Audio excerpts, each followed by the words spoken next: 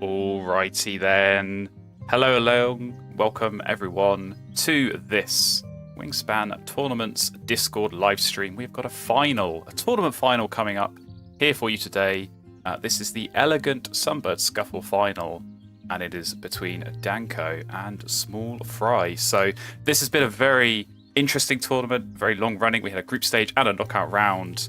And it's been a mixture of games. So we've had a mixture of the Oceania games. We've had a mixture of base game European expansion to try and see if we can find who is that most well-rounded player between the different game modes in Wingspan. So as I say, we've got two very strong players today. First up, we've got Danko. They are ranked 7th at the moment in the ELO. They haven't won any individual tournaments, but they were part of the team that won the Tawny Tufted Toucanet Team Tussle. That is a bit of a mouthful. They were on Team Smashing Satins, who did come out victorious there. So definitely got some tournament pedigree in those latter stages. And up facing them, we've got SmallFRie, who is ranked number 3 in the ELO. And likewise, no tournament wins individually, but they were the champion of their regional group in the Wingspan World Cup 2023 and was runner-up in Division 4 of our last Premier League season. So yeah, we've got two players here with experience and both clearly informed getting through to this final. And one of them is going to be a tournament champion after this best of 3 games. So the only thing left for me to do is to introduce my co-commentator for Game 1. I've got Sahana. How are you doing today? I'm doing great. How are you, Flan? I'm doing very well. Thank you. And I'm very excited for this tournament game, this tournament final. So yeah, we've done our flip. And we've got SmallFRie who is going first, and you'll see they are taking Oceania off the deck. So we are going base plus European in this game 1. So yeah, SmallFRie, if you would like to do the honours and get this sent out to Danko, and we can get this underway. So best of luck to both of our players as we go into game 1.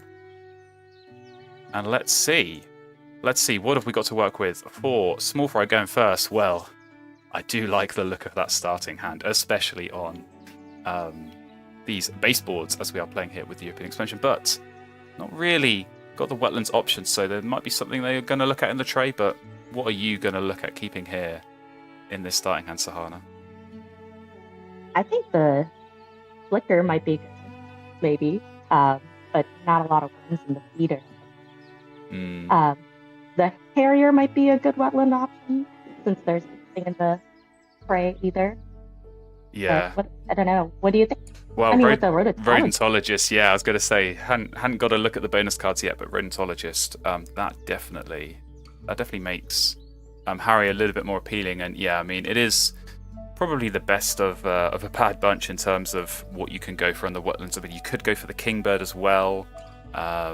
Pink powers early on can be a good route to go down, but probably not the way to go here. So yeah, it might just be a case of play the Harrier, especially with that Rodentologist, get some extra points off the bonus, and do a bit of digging and see what you can get. I mean, maybe there's that Golden Eagle. They want to go for that. It's a little bit expensive, but again, something for the bonus card. I feel like Rodentologist early, that can definitely dictate your strategy a little bit and sort of give you something to work with. So they are looking at Kingbird. They are looking at Bunting as well. So of course, that makes me very happy. But yeah, not the easiest. Not the easiest of starting hands, I would say for sure. So we will see. We will see what SmallFRie decides to go with. Should say as well, before we get to Danko's hand, they are playing. I think they're playing in German, so we're going to have a bit of a multilingual Wingspan final here, which is going to make our lives more interesting for trying to work out what birds they've got. And what bonus cards they've got as well. So, one thing I just want to ask you about, Sahana. So, there's been a lot of chat, I think, a lot through this tournament. Of course, the format here, when you win the flip, you get to choose which expansion you want to go first with. And I want to get your thoughts on that. You know, are you an Oceania person? Are you European expansion? Which do you want to more likely go first in? I would definitely go first with the European expansion. I think it puts you in the right mindset. More engine building, less focus on bonus cards. And, the points, I feel like in general are not as high as Oceania. So sets a different kind of bar. Yeah, it's a very different game. Different strategy. Exactly. It can feel very different, and what your approach is going to be as well. So, yeah, as with your preference, that is what SmallFRie has gone with here. But here we go. They did pick Bunting and Harriet. I think that's pretty sensible. We have got danko starting hand here. Maybe not quite so well-rounded, but you have got a great wetland bird here. That is the pied-billed grebe. So I'm sure they are going to be keeping that one. Yeah, pretty safe bet. Get that down in the wetlands. Do a bit of digging. See what you find. It looks like they're keeping Mississippi kite as well. So does that seem reasonable to you? Would you keep that, or would you just go play the grebe and start digging?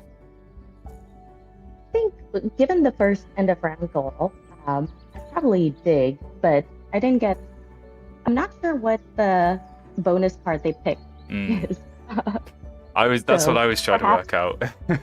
It might be Bird Bander, I think, if I had to guess, okay. which Mississippi kite would work for. So that could well be the route they go down. Yeah, exactly. So we'll see. We'll find out. It's going to be a bit of a mystery, but yeah, I think these feel like quite even starting hands. I do feel like, so we'll see how this plays out. But danko going straight away, grabbing the worm, so trying to maybe play a little bit defensive here. You see bunting and you want to try and block the food where possible, so definitely understand that, but you still get your berry, which I think if you are SmallFRie you're pretty happy with. And yeah, this will be where grebe goes down, and it is going to be all about the digging, and we're going to see lots of cards being drawn. I think, yeah, that is definitely going to be front and center of danko's strategy here, is drawing cards and seeing what they can find, and hopefully finding something for the forest. I mean, they have got that kite. I think that is not bad. Well, there you go. There's more card draw for you. Another good bird for digging. Yeah. Maybe you play both. Play that as well, and go crazy on the drawing. Yeah, they're going for the chaffinch. Yeah. So maybe go really aggressive on the card draw, and then you've got something to make the most of all those cards later. That could definitely be interesting. I guess they're going to play the Harrier and start digging. That's definitely an option, but we do have now that white-throated dipper has just appeared. Dipper. Yeah, I do like that as an option. So it's a good card. We'll see. I think I would definitely be very tempted to go and pick that up. I think as far as wetland birds go, it's definitely up there as a very, very strong one. So yeah, it looks like they are going to get a look in here. They are going to be able to go and pick that up. So I certainly would be doing so. And yeah, did look like danko. I think they laid eggs there, so they are maybe shaping up to go and play this yellow throat as well. And yeah, really go aggressive. And the Harrier hits. So there we go. It's working out. It's working out. I think it's not a bad bird. You know, it's single food.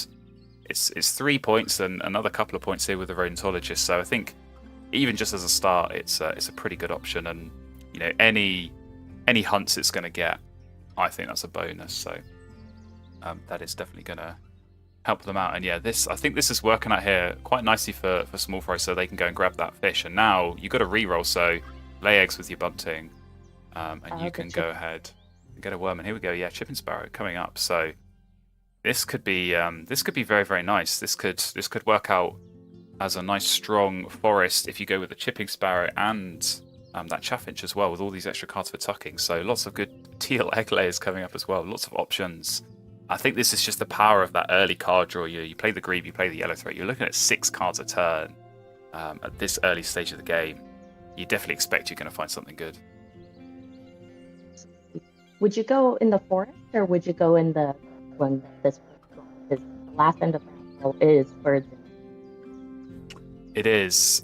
I think at this point, I think you need food. I think you need to be getting a forest set up. You know, if you're drawing quite aggressively, as danko is here, you are going to be seeing lots of cards, and you're going to be wanting to play them later. You know, you're going to find some real big point birds. So I think get the forest going for sure. Being able to go Chipping Sparrow, like I say, I think that Chaffinch could be a good one. Even with the kite, it's a cheap bird just to get something up there as well. I'd focus on building up the forest, and then, you got that last end around goal, that can wait.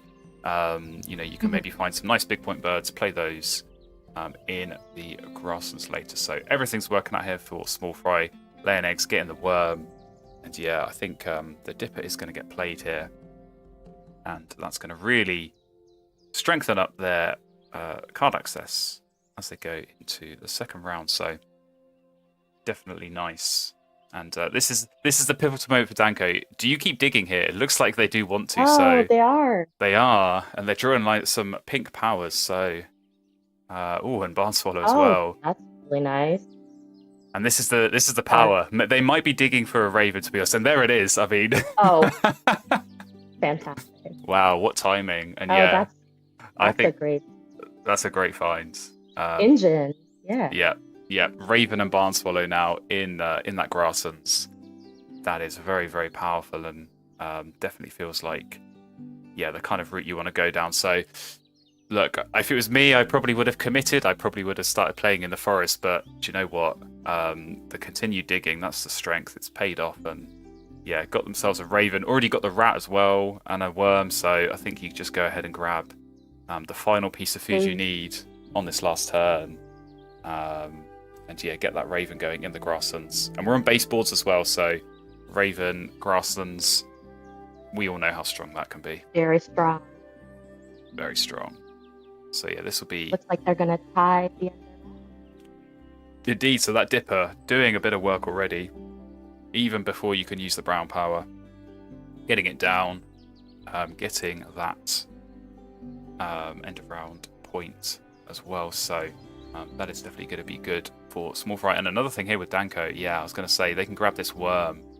And now if they're going Raven, you're not touching that bird feeder at all. And that makes using bunting very, very difficult because it gets stuck like this. You've not got a forest bird. Resetting, re-rolling that bird feeder, it's a big challenge. So that is, going to make life, I think, a lot harder for SmallFRie. So not many points on the board yet for Danko, but here we go. Raven is going to go down, and I think this is just going to be a case of using the power of the Raven, using the power of the grasslands, get that Barn Swallow down. We know how strong of a combo that is, so you want to use that as much as possible, and you're going to, surely find some good stuff. So here we go, time now for SmallFRie to go and draw. And there we go, snow bunting. That was good fun, and killed it. Oh. Well, here we go. That escalated very quickly. Had Raven appear one turn, Killdeer for the other player. So could have a little bit of a showdown here. That's going to be very, very interesting. And Snowbunting as well. I mean, not that they know it, but with Barn Swallow in hand, there's going to be lots of tucking for Danko. So Snowbunting, that pink power, that is going to be good. But I do still think there might be a little bit of an issue here. Just trying to get things set up, I think, for SmallFRie. They had the really good tempo at the start. I think that's where bunting really shines, is that early game tempo. You lay eggs, you get a bit of food at the same time. It helped them play this Dipper and get everything going. But now, this is where they're really going to have to kind of maybe bide their time for a couple of turns, and they're going to have to hope that some of these rerolls are favourable, because if that feeder gets stuck again, that could definitely make things more difficult. But here goes the swallow. I'm not even going to try and pronounce that in German. So, you just think of it as the flashcards, like Scared says. It's we'll be testing you on this after the game. There'll be a pop quiz, so hope you're going to remember everything here. And here we go. Killdeer is going to go down. So, very, very nice. Very, very nice there for SmallFRie. And I think they're going to be looking for some tucky birds as well.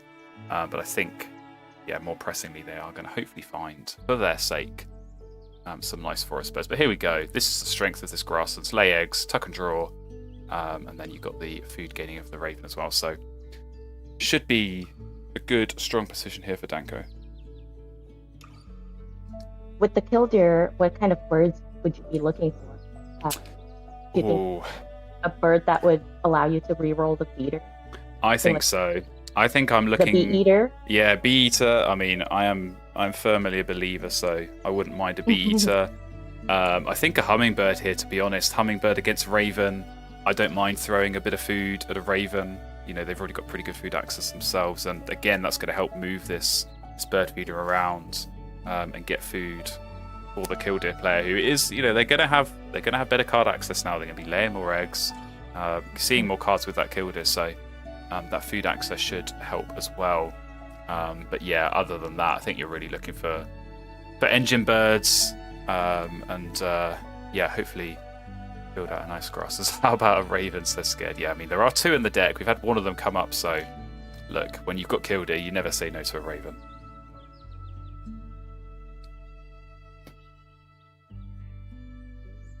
All right, here we go. Yeah. Oh, we're drawing food to reroll the feeder. Taking food, so yeah, I definitely understand that. I think before you are going to lay eggs, look, you're entirely responsible here for the bird feeder when you are SmallFRie, and you've just got to hope. You got to hope that this re-rolls and there's lots of worms, or you know, you can re-roll, pick a worm and then re-roll again the next time. So yeah, that's definitely going to be a priority for them. But what do you make of this? We've got a cowbird going down. First pink power, yeah. First pink power coming out.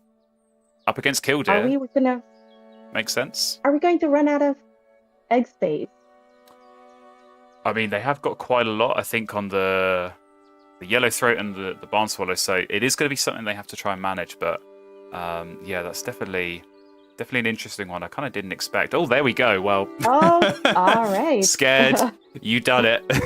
You summoned it. I'll take credit for summoning the first one. You can take credit for summoning that second one. And there we go, getting the food as well. So raven is coming out. Don't need bunting anymore. Don't need the food from that bird feeder. You got a raven. So here we go. This suddenly escalated very, very quickly, this game. We've got raven swallow versus killdeer raven. So yeah, I think at this point they're both going to have that equal food access. It's all just going to be about who can find those lovely big point birds to try and play. And you know, both players have already got some in their hands, so we will see how that goes. But yeah, things shaping up very nicely as we come sort of towards this end of the second round and into round 3. But man, like they're pretty even in terms of does feel like it. Yeah, and the food cost to play birds. This is an interesting one because it can swing very easily, and I think this is one where you want to be going second. You wait and see what your opponent's going to play, and then you know, maybe playing a bird is going to take you from losing to winning. That is a 6-point swing. You want to be going for that. There we go, SmallFRie. Very excited. As you should be. Why wouldn't you be excited about the raven? And I think, yeah, Danko excited as well to be getting that blackbird down. So that is a very strong engine now. Lots of points being scored. And of course, they do have excellent card access to be able to feed something like that blackbird. So yeah, lots of powerful birds out here. As we said, it's just going to be about who can find the big point birds, because the engines are up and running. And it's all going very, very smoothly. So I think if you're SmallFRie, what is your next priority? You know, you've got your raven down, you've got your killdeer down. What are you going to be doing next? Putting down that pink power. Neutralizing the tucking from the barn swallow. Absolutely. Get your snow bunting out. You know that Danko's going to be tucking a lot here with this grasslands. So for sure, you know, they've got a pink power. You fight back with another one, you know. Another pink. Fight pink with pink, and get raven those. with raven. Yeah, exactly. Yeah, anything you can do, you know, you just try and one up your opponent. That it feels like that kind of game. So, yeah, I think that'll be the approach. Certainly, if I'm in SmallFRie's position, I want to be getting that out as quickly as possible. So it looks like they are in prime position on this end of round. So that is good news for them. Go ahead, grab a couple of food with that raven, and we do still have food available with this bunting, so I think that's going to help. Yeah. Just, you know, raven's good and all, getting that 2 food each time, but getting that extra one from the bunting, that can sometimes just help get those birds out a little bit more quickly, and really accelerate the building of this engine. So that's going to help a lot. And there we go. End of alcohol points on the board, looking very, very nice. And here we go. Is it going to be snow bunting? I think that goes down, but there's also a very nice looking peregrine falcon in the tray. And with rheumatologists as well, we should touch on that. Raven, of course, helping. So that might be a tempting one, I think, if you're SmallFRie. And yeah, I was going to ask you this as well, Sahana. Where would you put the snow bunting? Would you put it in the grasslands here, or would you put it in the wetlands? I probably would have put it in the wetlands, just to see if other stronger birds or high point birds flycatcher lessons. Exactly. Yeah. It's a tricky one. I feel like in these positions, whichever way I go, whichever habitat I put it in, I always end up regretting it later and wishing I put it somewhere else and saved a bit of space. But yeah, I mean, I think that peregrine falcon, that you need to be picking up that and playing it with this rodentologist. So for their sake, they're hoping it's still there, but it looks like it might be getting snatched up. So, but yeah, I think. It's kind of getting to that point where you stop thinking about the engine birds and you're not so worried about, what if I find that purple martin or that violet green swallow to put in my grasslands. I think it's getting towards that stage of the game where it's almost too late to play those, but absolutely there's loads of big point birds, some nice bonus card birds that you don't want to fill up your grasslands and then find that you can't play them. But it is going to be egg laying here for SmallFRie, so they are still going to be using that kill it, I would imagine, seeing what comes up. We just had Danko draw like 1 million cards all in one turn, so they're still benefiting from that. And there we go. I mean, you talk of grass and bonus card birds. There is one, but also mockingbird. So yeah, interesting times. I think they're going to have a bit of a decision to make here. So we'll see. We'll see which way they go, but this is interesting, the way this game is shaping up. Both players, I feel like they've not got lots of points on the board. I feel like they both had a bit of a slow start, or, Danko, I think they only had about 2 points at the end of round 1. SmallFRie was doing a little bit better, but then obviously had a couple of slow turns after they got the Raven, getting that out. So they may be both slightly behind the curve, but I think they're both going to have very, very strong end games here for sure. It's just all going to be about laying eggs, and in Danko's case they get a lot of points, but I think these snow bunting tucks, these are going to be very, very powerful for SmallFRie, and for their sake, I think they'll be. And they get to cycle their cards. Exactly. And they have more cards at the moment.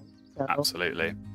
That's the real strength. So here we go. Oh, Falconer. Oh, well, now you really wish you had that peregrine falcon, because rodentologist and Falconer. Where's Geist when you need him? Top tier bonus card combo. So yeah, for sure they'll be. I mean, I was going to say both players at this point probably looking for Benelli, but I think even more so now at this point, SmallFRie would definitely be hoping that bird makes an appearance, because that's going to be a lot of points. But here we go. Peregrine falcon is going down for Danko. I mean, this grasslands, this is scary. This is very scary. If I'm facing up against this and I'm switching over to my opponent's board and staring down that, yeah, I'm feeling very, very worried. But then you look back at your own board and you see Raven killed in, you think, I'll probably be alright. But there we go. Well, too bad. That's where you put the snow bunting in the wetlands, I suppose. But yeah, that would have been a nice option for sure. Roadrunner going down, but it's not to be here. So yeah, it looks like you talked about this earlier, Sahana, but maybe are we getting towards this point of the game where Danko is going to start running out of egg space, because they are laying a lot. This cowbird as well is filling up, so they are going to desperately need to find some birds. That would have been a nice one. It's a shame it's just been eaten by a peregrine falcon. So yeah, it's going to be high egg space birds really at a premium. You see, yeah, they are scoring points. I think that is Bird Bander. We need some German speakers in here, but I think it's Bird Bander. But they're scoring points of it either way, so it's working out all right. It's working out all right. Let's see what pops up. Indeed. Let's see what pops up. With the second draw? Yeah, and I think this is the critical part of the game, because this is where the number of cards that are being seen, it's only that single card cycle, and it's good. Don't get me wrong, Barn Swallow, top tier bird. But when you're only cycling and seeing one card a turn, and then you've got your opponent, they're seeing 2 more cards with the killdeer. They're probably getting a card cycle with the bunting as well. It's 3 new cards each turn. 3. It's a lot. It's a lot. So it could definitely be going and finding some nice big point birds. So snow bunting, yeah, definitely doing work. Yeah, you can get rid of that save Phoebe now. No more room for that. So yeah, looks like more egg laying on the menu. Perhaps no real surprise. And I think Danko's doing better on this end around. I think that Piper Grebe definitely helping out. Maybe another reason why they went for that Peregrine Falcon, just to get a bit of a leg up there. So definitely looking in a strong position. But what do you make of that? Skipping Raven. Bold move. I guess we don't know what cards we're playing. I think that's the tricky thing. Yeah. I think something like a Goshawk, like Scared Set, or a Benelli would be nice.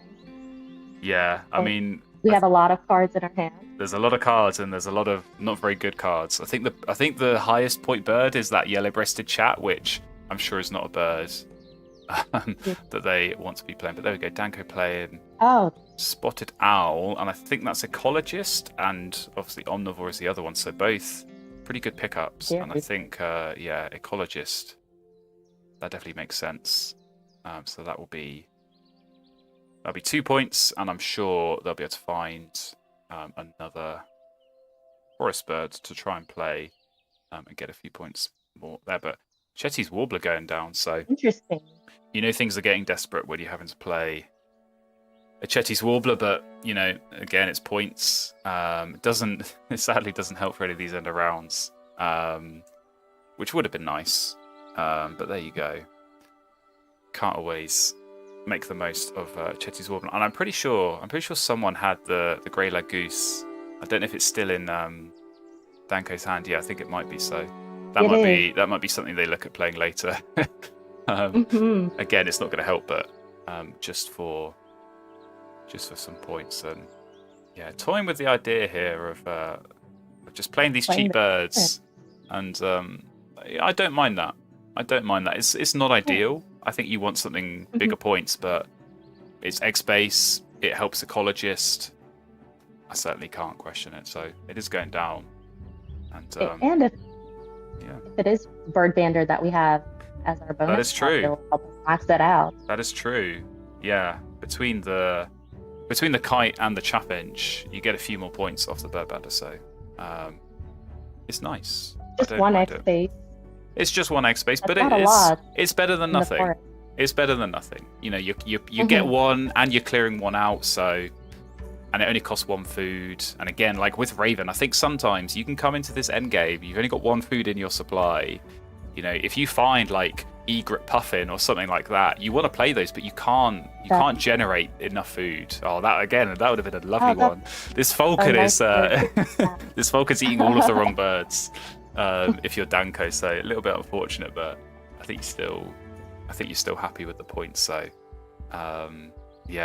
just would have been nice maybe. And again, another Bird Bander bird to look at. So yeah, I think at some point they are going to have to think about skipping this Blackbird unless they want to be drawing cards again. But again, I think at this stage of the game, I'm not really sure you want to be doing that. So yeah, they are kind of thinking twice, but I don't know. I almost feel at this point, I think they can play the Grey-Lag Goose, play the Chaffinch in the forest. You get 6 points off Ecologist, you get 7 points off your Bird Bander, and you're still creating a bit of egg space that you are gonna look to fill up. So that feels like it would work out okay as an end game, and picking up all these seeds. Indeed. Points towards Grey-Lag Goose. So we're going to have Chetty's Warbler and Grey-Lag Goose both out on the board.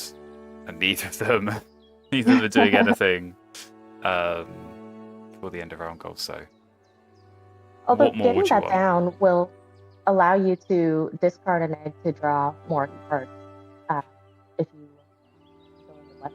Yeah, and I think that's going to be the big question. I mean, I think if I'm We're Yeah, close to the end. exactly. I think it's quite late. I think if I'm danko here, I just take what I've got. You settle, I think, at some point, and with 4 turns left, going and digging is definitely risky. But Barred Owl, that is a good find if you are SmallFRie and you've got Rheumatologist and Falconer. So that's a 7-point bird right there for a single food. So I would imagine that is going to go down. But again, not really finding too much else that is big points. So we'll see. We'll see how this goes. But I think this could be a pretty close game. So I'm gonna start a quick poll in the YouTube chat. But I'm going to throw this over to you as well, Sahana. Who do you think is going to win this game? Like in terms of points, I think danko's a little ahead. I think they're ahead on the bonus cards as well at the moment, but it can change very quickly with the Barred Owl. Indeed it can, because I think if that Barred Owl does go down, I think you're sort of 10 points off the bonus cards, and danko's on about 12 or 13, so you're sort of getting close.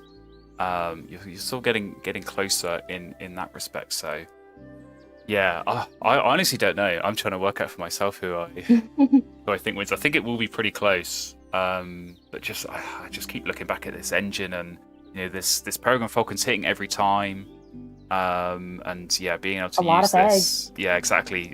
They're getting a lot of eggs, and I think it will get down to that last turn. They might miss 1 or 2, just based on the egg space they've got. But yeah, they're scoring well on the bonus cards. They've built this strong engine, lots of eggs, lots of tuck cards.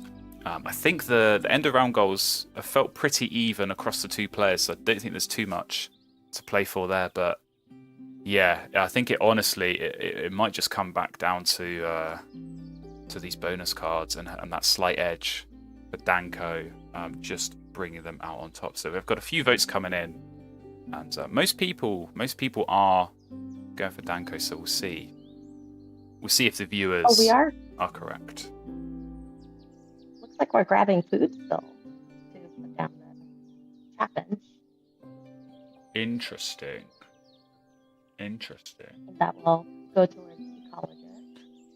Indeed, and I think that will. I think that makes sense. It hits the ecologist. It hits the bird bander. Okay, 87 points. That's not bad. That's higher than I thought it was going to be.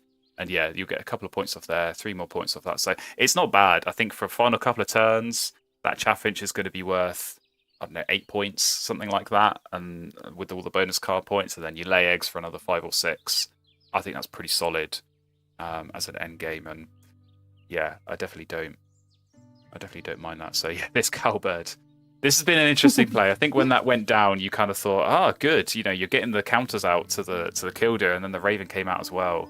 But you pointed out at the time, Sahana, that egg space, it always comes back to bite you eventually. So that does feel like it has maybe been the case here. And yeah, Skimmer going down on one of those turns there for SmallFRie. So again, hitting that Falconer, not too bad.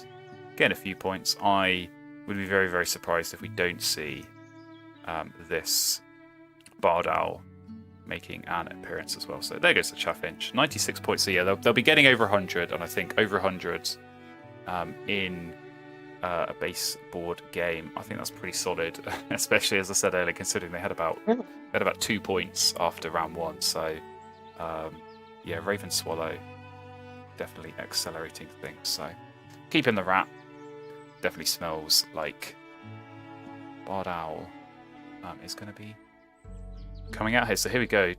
Just the 2 egg spaces. Just the 2 egg spaces for danko. So yeah, this is. What do we do with this turn? I think you still lay eggs. I don't think you got too much else you can do. I mean, you do fill up those 2 eggs. Yeah, you get exactly. You get the tuck. So you want the Falcon to hit, and you got the Ruddy Duck as well. So between those, you're of course still triggering the snow bunting, but I think you still get a few points. Ooh, well, not if that's going to miss. So not quite what they were hoping for. Still got a 1 point tap. Yeah. But now we can't. You got to skip the swallow. Swallow. So just 1 card short. 1 card short of perfect there. for danko. But yeah, still lots of tucks on the swallow, on the blackbird, and that falcon as well. And one last snow bunting tuck. Oh well, that's the great egret that you wanted earlier, interesting. but too late. Too late for that. And yeah, here we go. So 7-point barred owl. A 7-point barred owl, not too shabby. Tie on the end of round. We're going to jump here into the final score. So yeah, commentary team backing danko, chat backing danko. How's it going to play out? Even Stevens on the birds. It's looking very, very even so through all of these categories. Oh my goodness. These two are staying neck and neck. But this is where danko pulls a little bit ahead on the eggs. And I think with the tuck cards as well, they will indeed have it for the win. 105 to 89. So solid score there. An 89. Not too shabby either. Killdeer Raven strong, but you know, when you don't necessarily find all those big point birds, that can definitely hurt you a little bit. But there we go, danko winning game 1. This is a best of 3 though, so we still have at least one more game to go, and it is going to be danko going first in that one, and it is going to be an Oceania game. Yeah, very exciting stuff. So we are just going to take a couple of minutes as a break to swap over the commentary team. But thank you for commentating that game with me, Sahana. Hopefully you enjoyed that. I thought it was really good. That was fantastic. That was a great game to. It was a lovely game to watch. And thank you for having me. No worries. And hopefully I'll see you on the sidelines watching along with our chats as we come back in a few minutes' time for game number 2. See you in a bit.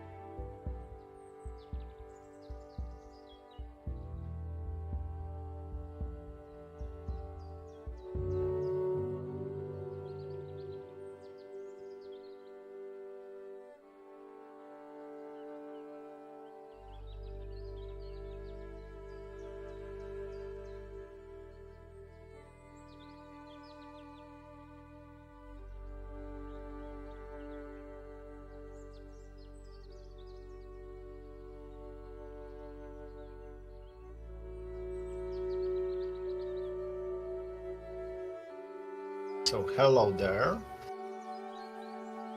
Hello. Hello. How's it, Oh. how is it going? We got a good game 2 here. Oh yes, something with my stream being late. Yeah, those mobile streams can get behind, especially on iOS.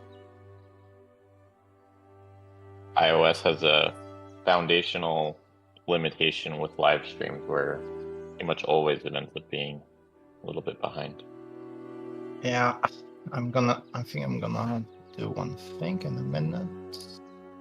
Just need to watch it on Discord rather than on YouTube. I think this is gonna be better. Oh. All right. So we've got pretty interesting game 1, as you said. Very fun to watch. Yep, and we got danko winning and now going first. So it's always interesting to see. Okay, so now we're starting with the Oceania as the rules of the tournament state, and we got pretty nice hand with the Chickadee and the Starling. I do like Starling in the Oceania. I think you get so much more food and you can turn it into nectar points. So yeah, what do you think about that tray? We have an American red start in the tray, and a pheasant kukul. Are you going and picking those up with nectar, or what are you doing here around one of your danko? I think I'll be going for this red start. I feel that if you can have this really powerful forest, like even 2 bears that gain food, you can just do so much in Oceania with that food. So I would definitely be going for that red start. Pheasant kukul, not sure. Oh wow, look at this. Oh, you got a raven here again. And a rodentologist and omnivore. Oh my. All right, so wow. Yeah, going greedy, picking 4 cards. But yeah, I can agree with that. I can agree with going greedy in this situation. Especially with the lesser frigate bird, you can get additional food with that one. Red winged blackbird also good way to generate points in the grasslands.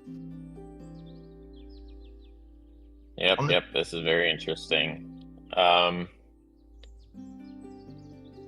Yeah, and the gray-headed manatee. I wonder what bird they're planning to play first. But I guess maybe the blackbird to start digging. Yeah, or maybe they're hoping for the red stars to still be there, but I'm not sure. Let's see what danko does. I don't think because they took a seed, so I don't think that red star will be around. But there might be a fresh tray. Yeah, there's always that. So and now the kukul is really good pickup for them. And revealing a purple martin.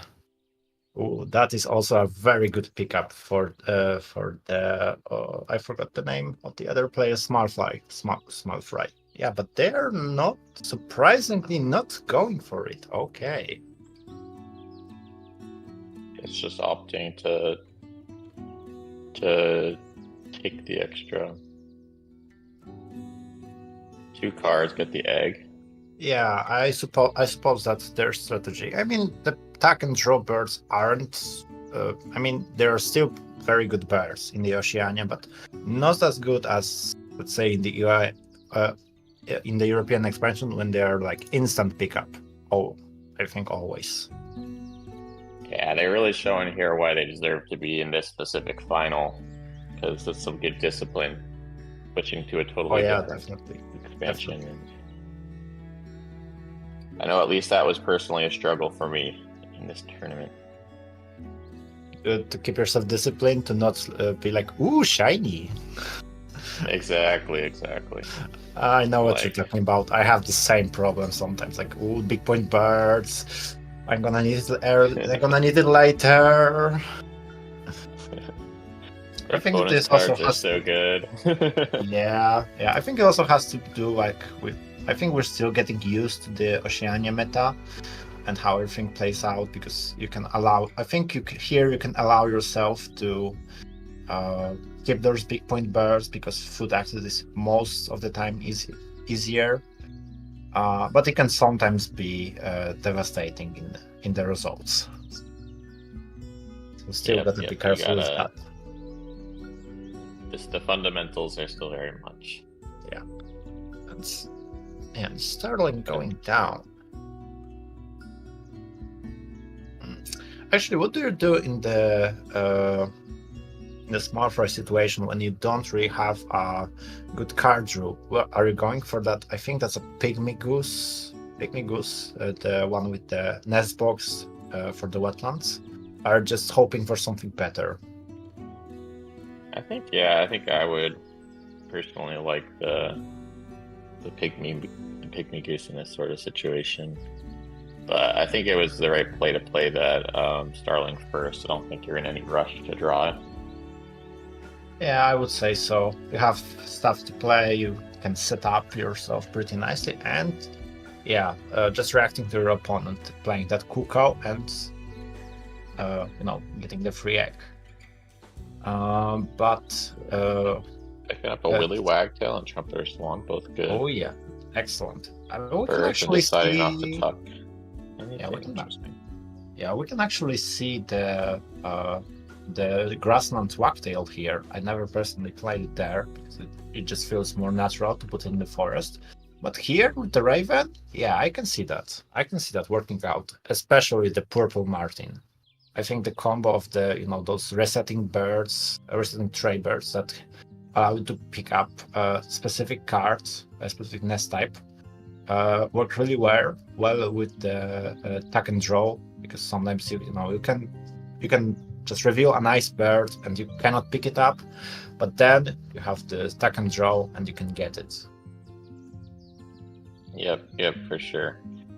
Interesting choice here over on Danko's side. Decided not to pick up the extra card draw and instead go for resetting the tray with the food, which would be a very good strategy. And you have extra food coming in from the red star. What do you think about that? I'm not sure, I'm not sure in this situation. And then here, really kind of betting that they're going to get this free egg coming in from. Yeah, there's definitely that.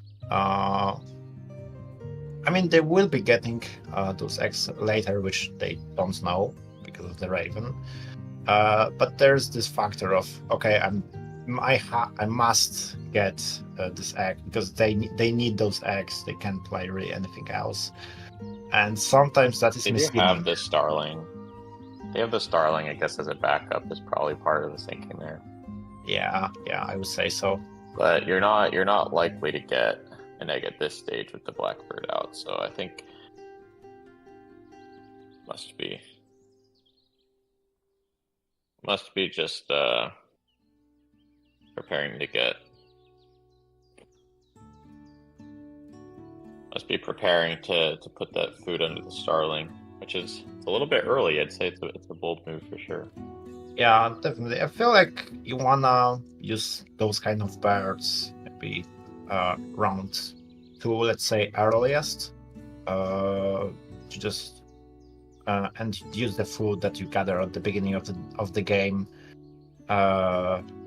to set up your board, maybe get a little engine going, and then use the extra resources to score points. But here maybe they won't use all of the food, maybe just some of it to kind of just push the score a little bit further.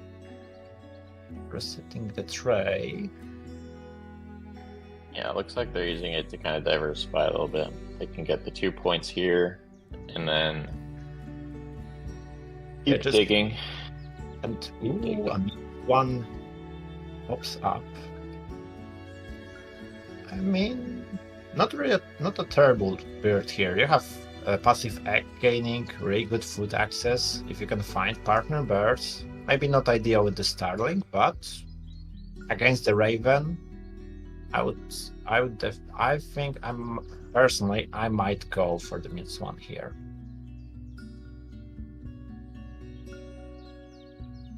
Definitely interesting. They now have both of the big point egg bombs, which you guys they'll be able to use for some tempo at some point, but not exactly the birds we want to see. And yeah, the moon swan is nice, but they are in kind of a spot where that's really the main thing they got. Like, I'd be wanting to build up maybe this forest engine a little bit, start filling in that grasslands, because yeah, right now it's definitely a little bit on the awkward side. Yeah, hard access, and yeah, I think it all depends if the tray shows up something they're interested in, and unfortunately that's not the case. So for the SmallFRie, Raven going down, and I don't think you're the most unhappy ever to see this Raven in this spot. You've been really hoping for those free eggs. It wasn't looking like you were going to get them. And yeah, I would say so. Now you're thinking, wow, this pink power is maybe going to finally see some. Yeah, it pays off. This is the satisfaction of the wings right here. Indeed. Yeah, I mean, it's going to take a little bit of time. So now you're in an awkward spot trying to figure out what do you do with this turn. Maybe. I feel like you have to. What are you thinking if you're danko? Yeah, I think you have to lay eggs. Because as much as that Kukal will give you those eggs, it's only one every other turn. And you're getting 2 eggs. That's not much, but there's not really much else you can do. Of course, we can see that danko is trying to go for going for the food, hoping for that additional egg. Yeah, let's see what he's planning to do.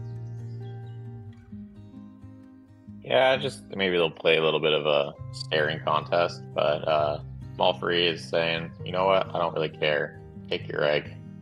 I'm gonna get some food. And let's go. 1 emu. I'm not terrible emu.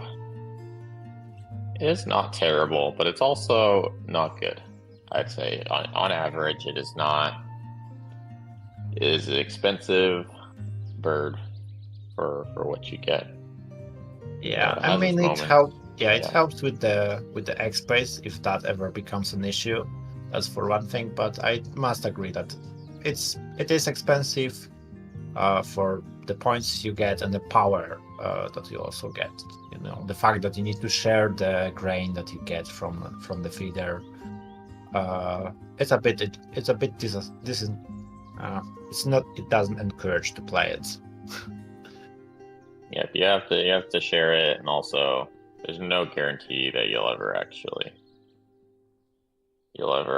get enough food for it to make a big impact. But you are right, the egg space is very nice. It is a dynamic wingspan for when that matters. Yeah, so but it definitely is situational. It has its moments. Yeah, definitely. But I think the SmallFRie won't be really worrying about the egg space because they just played Willy Wagtail. Also 5 egg spaces. That's a lot for such a small bird with just 2 food costs. One of them being any food. And for sure. And as Falana's saying in chat, we do have 3 9-point birds in the hands, and that is a good point. This is an Oceania hand if I've ever seen one. And the Raven to be able to make good use of it. So I think the main thing that you're looking for is on SmallFRie side is a fourth wet grasslands bird. Yeah, I would say so. What do you think about playing this Bagadir? Bagadir, I think that's how we pronounce it. I'm not sure. Yeah, it's a bird. It's Definitely, it's a can be bird good. too. I would be surprised if it would be something else, but sure. This is Wingspan after all. Yeah, I don't know. It's not my favorite, but it is pretty good sometimes. I just that base 0 points. I like to think about balancing in terms of what other birds are out there. So I have a hard time understanding why that bird needed to be 0 points, but yeah, I think it would be way better, as a maybe second bird that SmallFRie played. Maybe then they could get more value out of it. Now I do say it's getting a little late to play it, but I think nothing better pops up in the tray. Why not? Why the hell not? Yep, indeed. Now, I'm interested where you think on danko's side, because they have this 1 egg now, so they have maybe some choices. You think I could get this chickadee out? Which I do like a chickadee. I'm a chickadee fan. Yeah, same here, and I think they're going for it actually. Maybe taking a bet that they'll get an extra egg from again. Yeah. I think I would go for the chickadee actually, because I don't really see this wetland engine coming along. As a full wetland engine that you have 5 birds. You only draw and you can generate points. I think this is more of a case of a board that, okay, I got some points here, I got some points here, and you're slowly building up the mass of the points. Yeah, and chickadee loses value every turn you don't play it. So you want to get it down if you're going to get it down at all. Yeah, I do agree. And Brigadier went down at the end. I do like these birds. Used to have one at home, just the color like that one. So maybe I'm a little biased, I mean, I think they'll get their points back. Definitely just need to fill out that grasslands when you have a raven with no extra egg sources. So I think that's part of the thinking. It's too bad to see that partridge.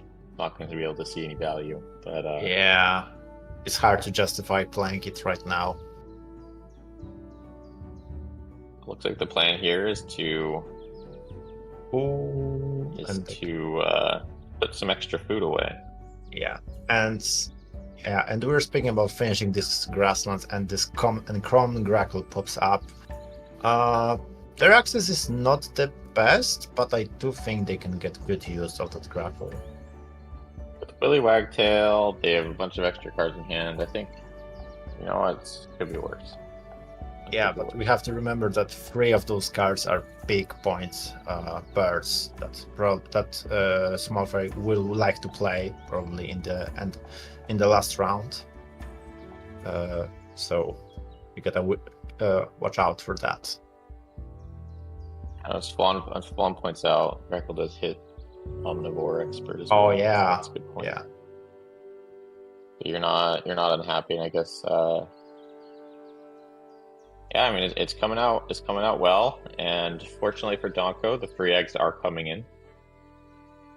But I thought the mind games were going to be a little bit more aggressive, but you know what? Yeah. SmallFRie is an engine player at heart apparently, and is filling out that grassland, which is I think a very good strategy here. Yeah, I mean you sometimes can go for those mind games, but I think in this position you're pretty comfortable with what you got. And maybe you're not so afraid to just give away those eggs. I mean, this can, and speaking from experience, because it has definitely beaten me back several times.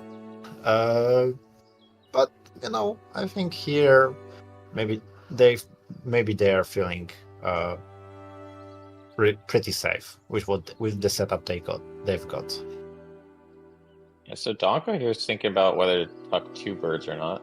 I don't think that there's any pressure to have to, but Flan did point out there is a peaceful dove in the tray, which I think would be pretty good.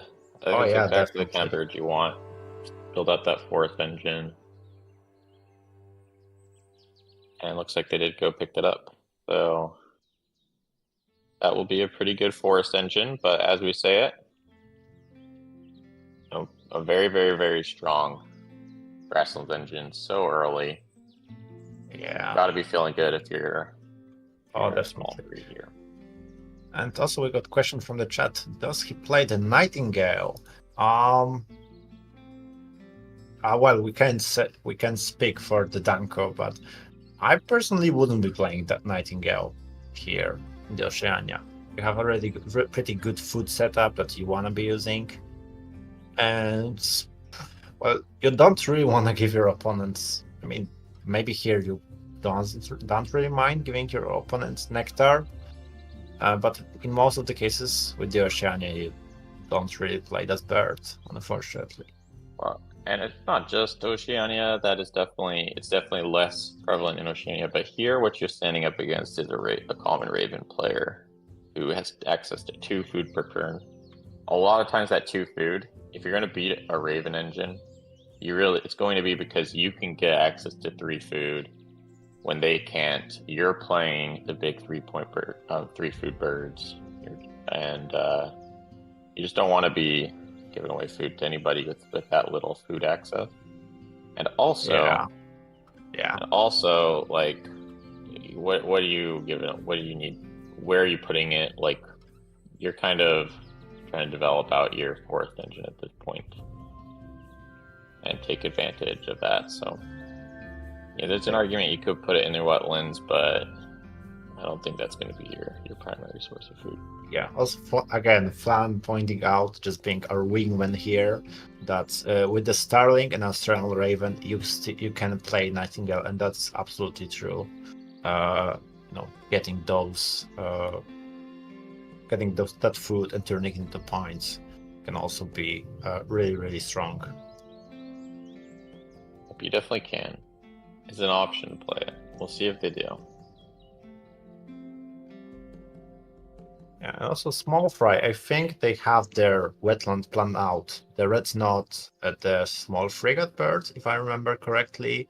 The trumpeters one and the third card. I don't remember the third 9-port card, but they can just fill this up with the big point birds. Get also bonus cards. That's so fun. And as we talk about it, Nightingale is going down. Yeah, probably for the reason that we just discussed. They can't get the guaranteed wheat. Throw that down for the dove. I don't think that if you're a SmallFRie, you're too upset about it, to be honest. Saying, okay, great, I've got all of these big point birds in my hand. Please give me some free food. Change my math a little bit, so... it is what it is. But at the same time, I don't think that you're unhappy about that either if you don't go with the... Oh yeah, definitely. They also have like this the thrush. I forget the first name of the thrush and the wild turkey. They wanna play those to just push the points. Yeah, that is true. They've got a lot of competing food priorities here. Where you want to be maximizing your starling value each turn, you want to be getting eggs with your peaceful dove, and you want to be playing big point birds. So it'd be interesting to see how danko navigates that.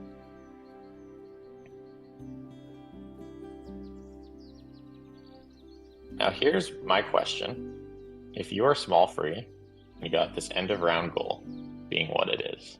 Oh, I haven't seen it. Yeah, what are we gonna see? Because they have their hand hovered over this chimney swift. Yeah, I noticed. I mean, it is an option, but I think in this position I would rather grab this cockatiel, just to have more egg space. Also thinking about the last ER, because as much as chimney swift, okay, you can play it right away and place a bunch of eggs on it. I think you're setting up yourself way better with the cockatiel than the chimney swift to get to score in both of those EORs.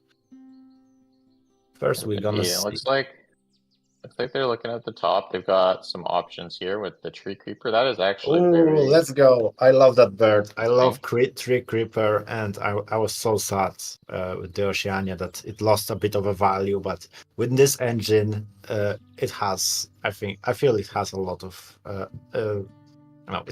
It's time to shine for it. And also, ton when of you're XP. starting to play your forest birds, just why not get some free food along the way, right? Yep, and lots of egg space. So Cockatiel did not end up being necessary, and we're not going to have to play the Chimney Swift. I mean, I think we're all happy that when we don't have to play Chimney Swift, to be honest. I mean, it can be useful, counting for the Squiggly Boy Eater cards. I don't remember. I mean, Food Web Expert, if you want to be accurate. Star Nest. But I think this is, out of all the migratory birds, this is one of the best in terms of value that it can bring to the board. But most of the time, still, I would rather find something else. Yep, indeed. It looks like here we've got I don't even remember what this bird's normally called, but just probably prioritizing filling out this forest. Yeah, it's ability thrush. To drum power, maybe not. It's some thrush. Ah, yes. Hermit thrush. Thank you, Michael. Interesting that they're deciding to use the eggs from Peaceful Dove. I guess kind of just a nod to the fact that they probably aren't going to win this end of round goal anyways. Yeah, I would say so. With this tree creeper, and they're not really wanting to go for the grasslands. I think they just want to score some points of it and probably not win it. Interestingly, now you have some different information here where they took 2 nectar. So if I'm danko, I'm thinking maybe actually I can win this end of round goal. This 4 egg. And get some extra food into that starling. So. Yeah, they may. Okay, so we got our mind games that we were talking about earlier. That is pretty nice. Yeah, this is definitely a mind game. Okay, so I think they're going for it. They taken the seed.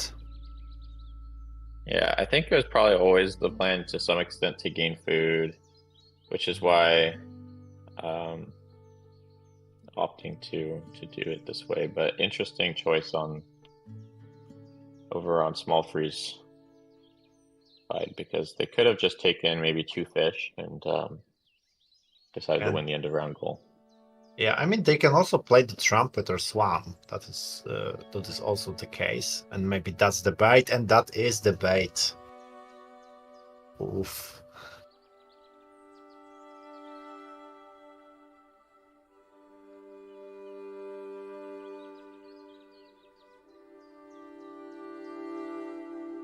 Yeah, there's a nectar taken there.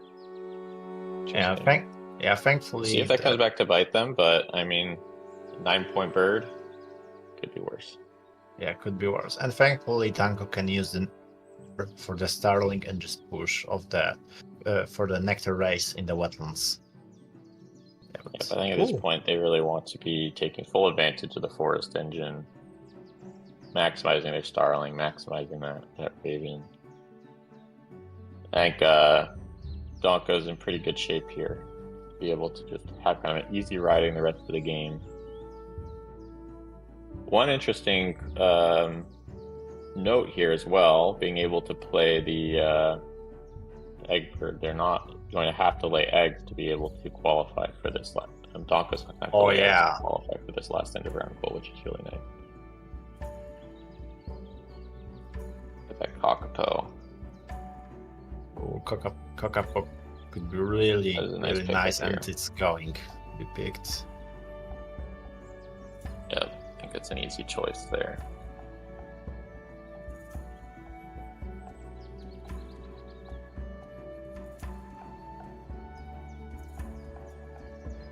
Right, going straight into this Raven. Interesting. I guess maybe just trying to clear out some eggs from that dove before gaining food again. Yeah, I would say so. I mean, do you really need to use dove at this point? I mean, you kind of maybe want to use it a bit, just to qualify for this end of round. But I feel at this point you may skip it a couple of times, maybe once. Yeah, they gotta decide, do they want to clear out kukul eggs or dove eggs? They definitely want to make sure they leave the 4 eggs on the dove by the end of the game. Well, that's for sure. They have full value. I don't think the cost is too high, but yeah, interesting choice here. The cost is that you're not going to be spending nectar when you gain food, but okay, so yeah, choosing to clear that egg off the kukul. Yeah, they're probably expecting them to just lay eggs a couple times. So, and maximizing of those kukul is, I think, important here. So we have a poll in the YouTube chat. Who do you think is going to win? I think I have to go with the SmallFRie here. Just the second round full grassland engine is the force to be reckoned with. So big point birds. Looks like big point birds. Agrees. Yeah, good. I mean, good. I lost the word. Good bonus cards. Talking to Black Naughty. Yeah, attacking Black Body away. And the little frigate. Ooh, okay. I did not expect that. I mean, you can always hope for something better, but are they escaping? Is the case? I have a hard time imagining that's correct here, but it could. I can see you wanting to get that value, but yeah, this is definitely a bold play. I guess if you're thinking just lay eggs, laying eggs is already a big engine play, so I guess probably part of the decision here. Yeah, I would also say so. I think this is also like when the problems with the wagtails show up, because they're not always getting you a bird. You can always get that extra card, and this like sometimes comes back to bite you. And I think this is the perfect example of that. It doesn't happen always, but it sure can happen. Most of us. Yep, indeed. And I think part of it's also, make sure you win this end of round goal. It is a 9-point bird, but it's 7 once you factor in the eggs you pay. So yeah, it's definitely interesting. Yeah. And let's see, we've got a 4, 6, 7, 8-point engine in the grass. Yeah, that's definitely strong. It's definitely strong. I mean, actually, a question from the grassland engine, and also in hopes to find something better. Or I'm just relying on grassland and the Willy Wagtail getting your stuff. I think I'm not going to be drawing cards, but what's interesting here is they played the cockapel. They could have potentially gotten 2 food off of that. I guess decided it's not worth the points. But yeah, I think drawing cards here is a bit expensive, but definitely interesting. The card access is definitely not working out exactly probably the way that they'd like with the wagtail. Yeah. All right, there's a barn swallow, a storm petrel. Imagine they'll take it, but probably just skip it and opt to lay eggs, close out with their big engine. So yeah, working out nicely. Think this is a very clear end game from them, and after that they're just hoping for the good draws with the cockapel. And for the danko, I think also it's a pretty clear game. They can always play this bobbling or just get food for the starting and the Raven. I think the getting food may be better here, but let's count. For the bobolink, you have 1, 2, 3, 4. No, the bobolink is for end of round goal, so it's 4 plus the 3 and all of the eggs. So yeah, they're definitely gonna, I think, want to play the bobolink. Yeah. Close out this game nicely. Probably not something that SmallFRie will be expecting either. That big point bomb. Oh yeah.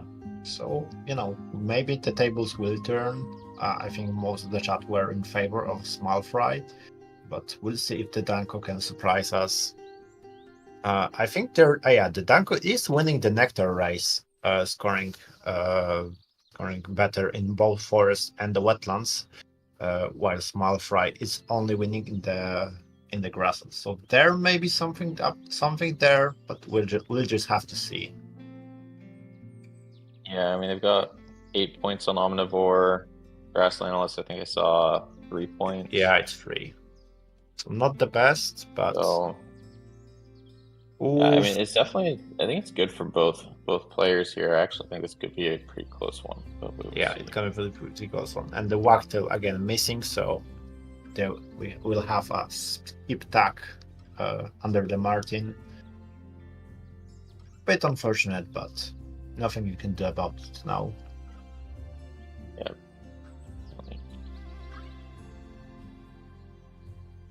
Yeah, honestly, I think with neither the Black Naughty or the other one going down. Yeah, kind of sad. I was hoping for this, powerful wetlands in the term of soft points. But it is wondering what the Kakapo, like what's the Kakapo going to get? Some interesting. Definitely some interesting options, but without spending some of those turns playing additional birds, there's some limited options as to what I think how many what they're looking for here. Definitely beard counter for 8. That would be amazing. Zoologist, normally not a good card in the Oceania, but here it's perfect. What else? I think today, I think they're maxing out the Beard Bender. There are options. Definitely options. There's also lots of bad hits, so we'll see. Yeah, we'll have to see. Okay, bubbling going down for the danko. 5 eggs. That is solid. And also taking nectar at the last minute. So, yeah, I mean, danko's coming. It's looking very strong here. He is looking very strong. But similarly, we got 28 eggs. That is a lot. SmallFRie side. Yeah, 8 nectar. Fawn pointed out 8 nectar from the 3 birds that danko played in the grasslands. That is definitely impressive. Getting the full nectar. Value. Yeah. So now they are winning the nectar race because the SmallFRie has only 7 or 8, and 7. All right. Yeah, and we have an extra 3, 6, 7 points coming in from food for danko. So and there's a bird bender for the Kakapo. That is nice. That is nice. One of their best pickups for sure. So worked out nicely. Kakapo doing what Kakapo does. Here we go for the scoring. Like for me, all right. Let's see. danko is frozen. Yeah, so danko should have probably maximized Darling and Raven. And danko coming ahead on birds, bonus cards. Yeah, SmallFRie definitely coming up. Will we get a game 3? Really cool. Okay, getting up on the cached foods, and yeah, I don't think we will. It's 117 to 130. Wow. Yeah, that is definitely A great game. I don't. great game. I'm not sure if the YouTube went to that. We might, catch up to us. I think we might have spoiled it a little, but only a little. It is what it is. But yeah. Yeah. Very good games from both Good players. game. Well played on both sides. Love to see those high scoring Oceania games. Yeah, definitely. What do you think? What do you think they're gonna pick for Game 3? Oh, yeah, that is an interesting question. I would like to see, I think, European game here.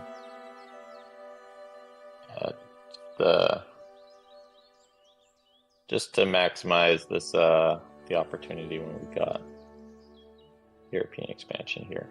Yeah. So we'll come down to which one they're more confident. I'd say most players might be a little bit more confident in that European meta. Personally, I am more confident in the Oceania meta. Yeah, same for me, but I do feel like you put way more thought and way more strategy into European expansion, which for me makes it a little more interesting. That is not to say that you don't put thought into the Oceania, but I think it's a bit of a easier meta, at least from my experience. Yeah, it kind of can depend with the grasslands being such a good reliable engine. You can get it can go both ways, kind of depending on what birds come out and stuff. But yeah, I think in general quite simple and easy to play. I think by design they wanted to make it a little bit easier to play. So very interesting stuff. Excited to see what they choose. Right. Thank you both. That was a good game. Good game too. And as you said, we had different winners in games 1 and 2. So we are going to have our very, very exciting game 3. We are just going to take a minute or two just between the games, just so we get Danko's stream back up and have a change in the commentary. But yeah, thank you, Sheriff and Ryan, for commentating that one. Very exciting game. And we'll be back in a couple of minutes' time with game 3. Don't go anywhere.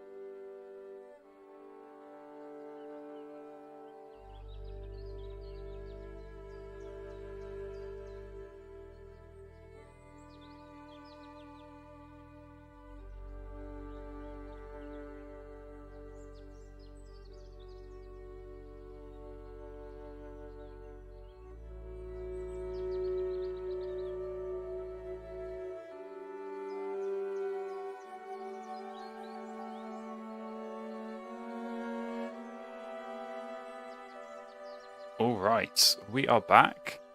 Thank everyone for waiting. We're going into game 3, so Danko is going to be going first this one. They're sending out an Oceania invite. And joining me on the commentary, I've got Scared of Birds. How are you doing today, Scared?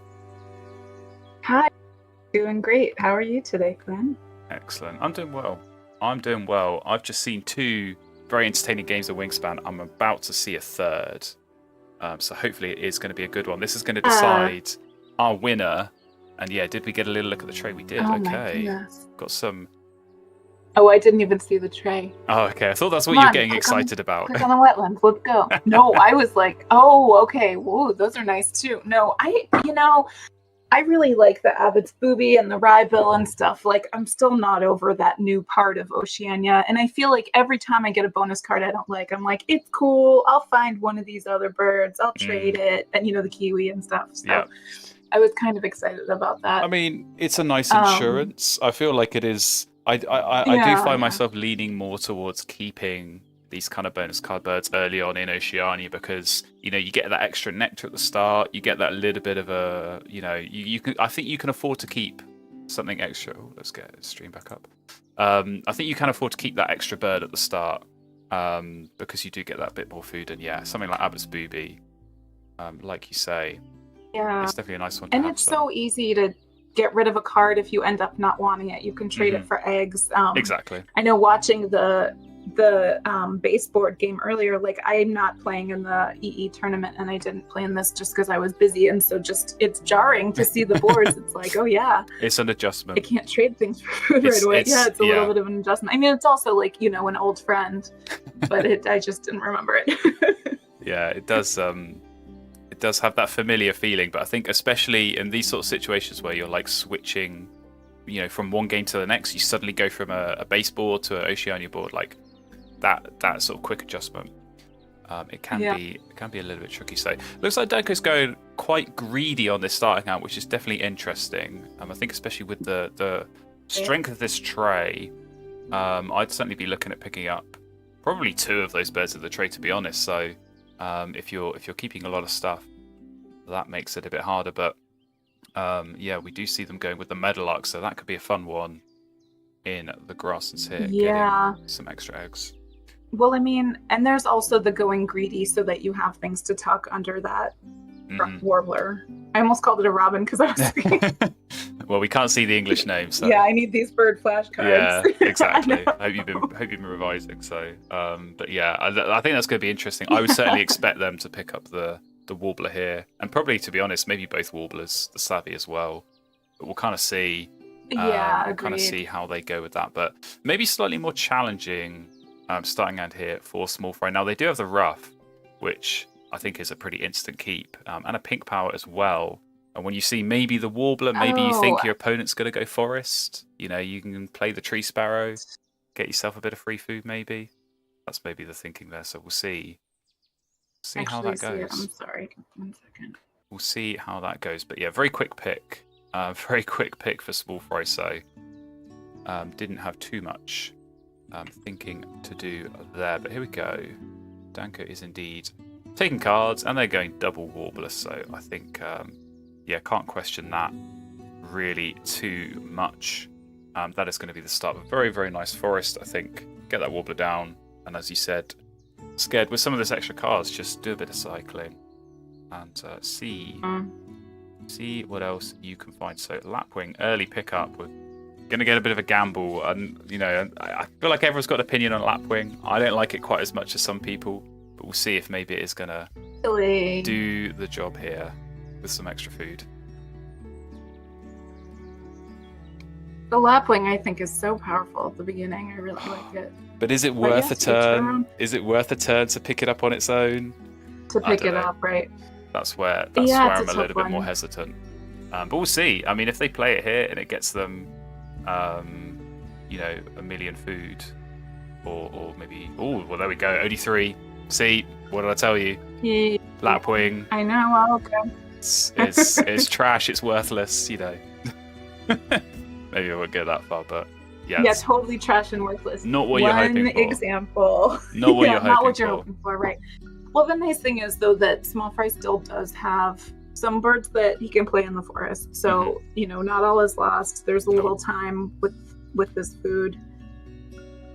Indeed. So yeah, they can still get some stuff done. I think the ruff and the tree sparrow have got to be kind of priorities. I mean, maybe you play the ruff, maybe you pick up the fruit dove. That might be an option just to get a bit more food going. But I think for sure you got to be playing that ruff. You got to be drawing some cards, see what comes up, because at the moment, not really too much that sort of steers you in a certain direction, because it's a teal power, it's a pink power, it's a when played.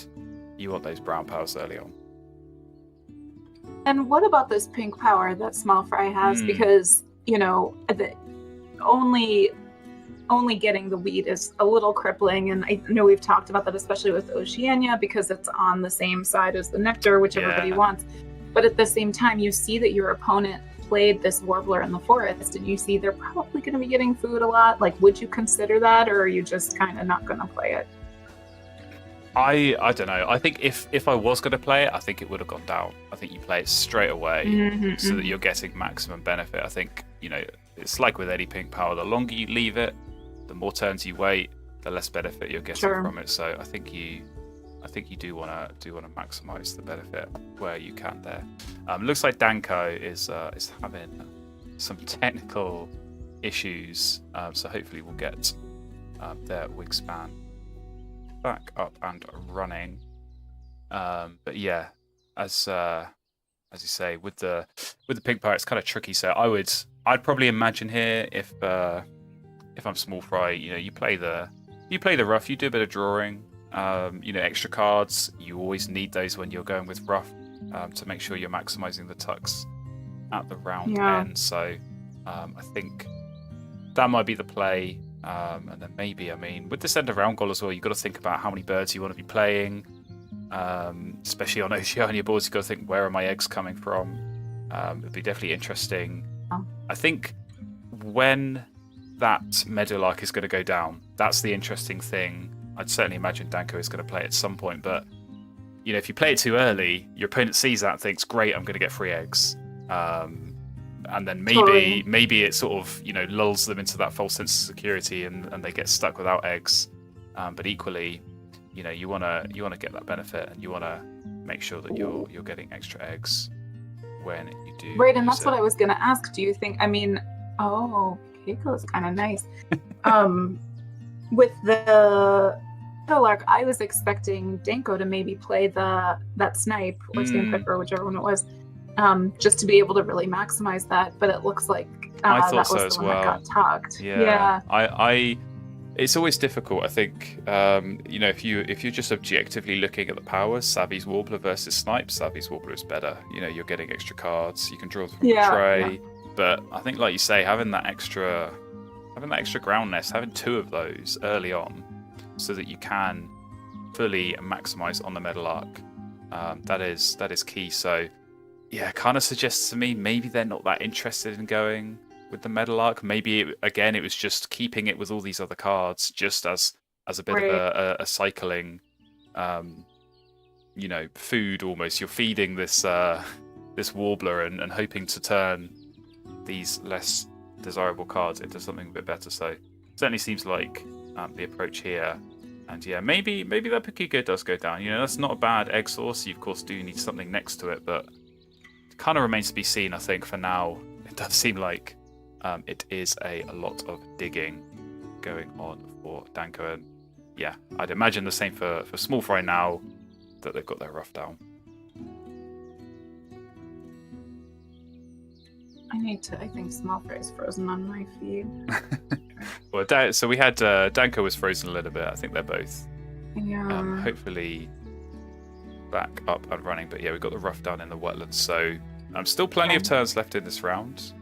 Still holding on to a nectar, so they're quite deliberate in the food costs that they spent for that ruff and the tree sparrow and keeping back some of this nectar. So I feel like there's kind of a bit of a double-edged sword here sometimes with this nectar, because if you keep it, it's great because you have that extra flexibility. Whatever you draw, that nectar's going to help feed it, but maybe you kind of get towards that later stage of the round and you think, I actually don't want to play any of these. and I'm not stuck with a nectar that I've got to use because it's going to get discarded. So it's a tricky one. I think at this stage there is still enough time, and I think certainly that something like that fruit dove, I'd be looking at that as a possible play, but does remain to be seen a little bit here for SmallFRie. But there we go, Pukika going down. So you called it. You called it for I sure. like that one. It's not the most popular, I understand, and especially in the first slot in the wetlands because you lose your adjacency. In a sense, but at the same time, if you're playing that Pukiko and then you want to play the Meadowlark, you actually have some place to lay eggs for both of them. They're kind of best friends in this game.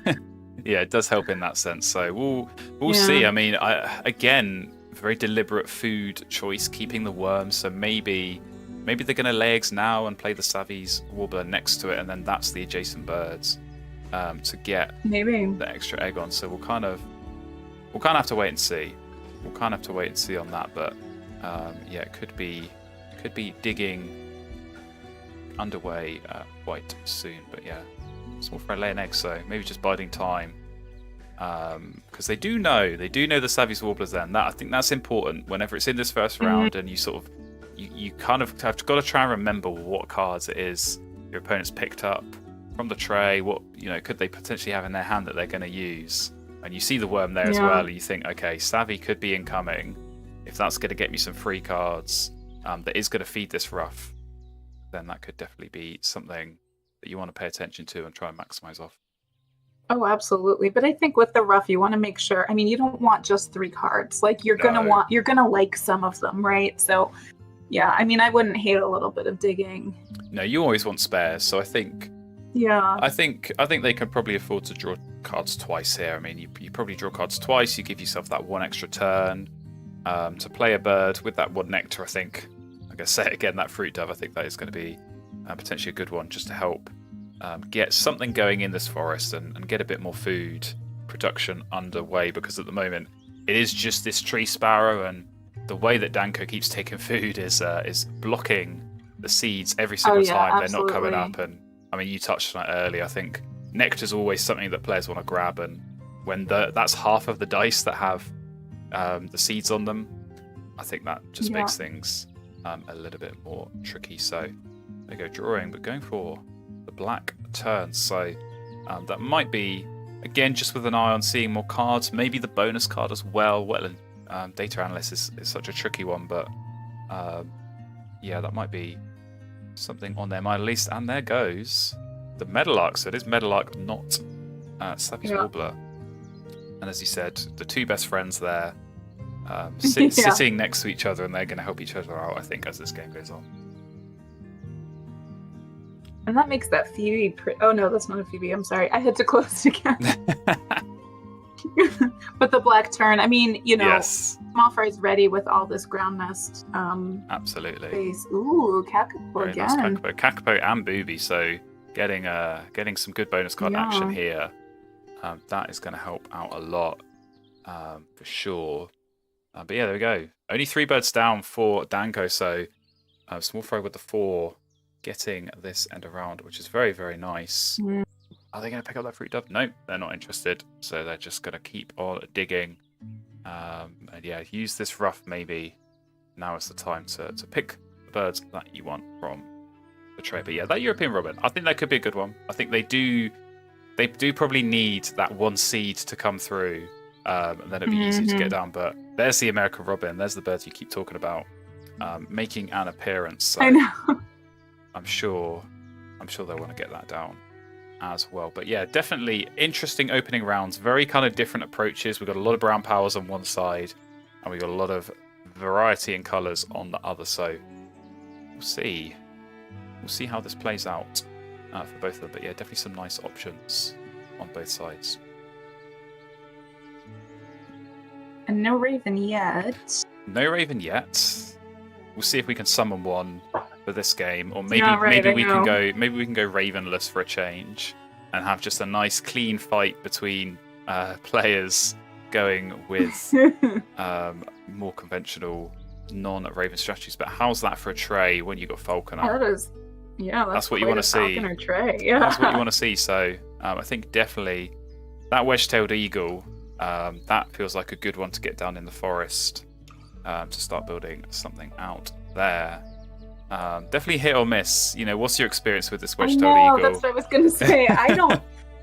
You're not a fan? This is my conspiracy theory. Like, I know that the game is balanced, but my experience, my vibes are that Butcherbird hits like all the time and wedge-tailed eagle hits like never. And so I think all the birds with Oceania are just very small. I think, I know it's not true. It's that's your low stakes conspiracy theory. So that's my low stakes. Yeah, and so if I am Danko, I really want to get that other owl down first. Actually, the burrowing owl. No. The one the great horned owl. Okay. Yeah. No, that makes sense. Yeah. No, burrowing owl. Come on, get out of here. Got to get burrowing owl down. No, I think. I mean, you want to play to what you're comfortable with and what you have faith in. So I think it will go down at the very least at some point. It's a big point bird. It hits your bonus card. It makes sense. But yeah, I think something like the horned owl, maybe with, it's a bird we're more used to. We've got a bit more experience with, kind of as a community. So what do you make of that? Getting rid of that house sparrow when there's a bit of a forest engine on the go here. Those teal pals normally something you look at, but maybe not something that Danko's so keen on here. I kind of understand because it's the one that's just wheat. And I think I would be slower to get rid of one of the others. But I think of myself as having too much faith in, like, what I might draw. So maybe I would have held on to that for dear. What would you have tucked it? It looks like they were.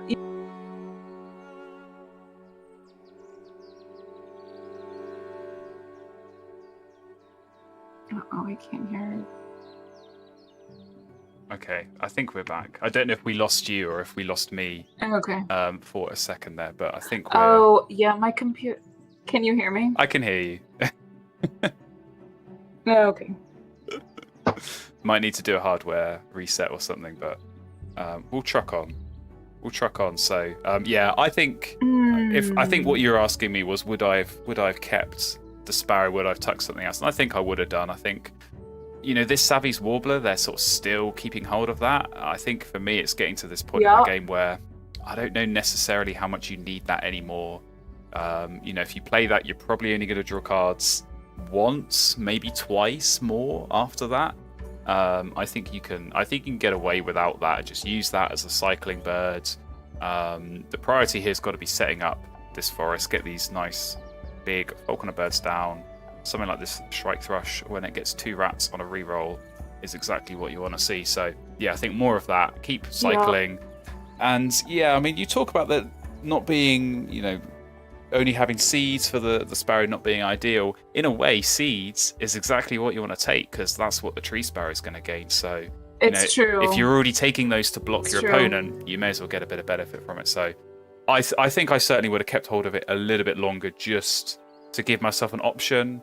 That last end of round goal as well, birds with tuck cards, it might help you for that, and get a few extra points there. So it's true. And so it sounds like you would have tucked the Savvies, which is ultimately what's played out here. Yeah. So I think I don't know. It's difficult, isn't it? You've got so many. You've only got so many options in your hand for tucking, and when so many of the birds that you're drawing are nice big point falconer birds, and a kakapo as well. And the booby as well that you want to maybe keep and play later. It always kind of represents some difficult decisions. Let me ask. Go for it. Also, what do you think about this black-shouldered kite? That's another divisive one. It is very divisive. I think in the right situation, it can be pretty good. I think, to be honest, in Danko's situation, it could be pretty good. I think it's one of those where if you're not laying eggs that often, for Danko. If you're kind of very rarely laying eggs, and you just want that big hit, and especially with a Meadowlark, you lay eggs once, you could be getting like 7-8 eggs just from that one turn, and then you don't have to lay eggs again forever. and it hits Falconer. So Right. yeah, could have been a fun one. I mean, it's still there. Maybe they might still pick it up, but seems like they take it. seems like they have more faith in Ooh, burrowing burrowing owl, owl. which I mean, all the power to People you. love bear. Yeah, it is one of the more favoured dice rolling predators. That is for sure. So we'll see. I mean, that might still go down. That might not be a terrible option, but yeah, looks like finally getting some seeds coming through for SmallFRie, so they could be happy.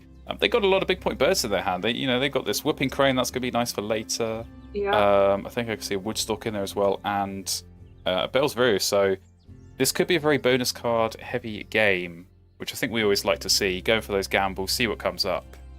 It's going to be. Oh yeah, totally. And that's the hardest game to play against too. Mm-hmm. You have no idea what's going on your opponent's board. And also that blue throat is really great for SmallFRie, I think. Yeah, I think it's going to help them get a bit of food going. That's said it kind of all throughout this game. That's been really where they've been struggling. So we'll see. I mean, they could definitely go down in this grasslands. It's good for this end of round, so might be something to consider. But yeah, remains to be seen as Danko is drawing yet more predator birds. They're kind of just tripping over them and almost got too many. And I certainly don't think they've got space for that Broadwing Hawk in their forest, so that might be one too many. But yeah, plenty of options to work with.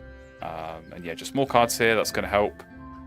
When you're running that forest, you want options for tucking on that Warbler and Pakika, getting another egg. So it's all working out pretty nicely here. And I think with a lot of that food, we are going to see some of these big forest birds coming out pretty soon with Danko. And it looks like European Robin is coming out for SmallFRie. So yeah, that'll definitely help with the food access. But I think they're going to have some difficult decisions now themselves on this tucking of the rough, because you've got those 3 bonus card birds there. You want to keep those.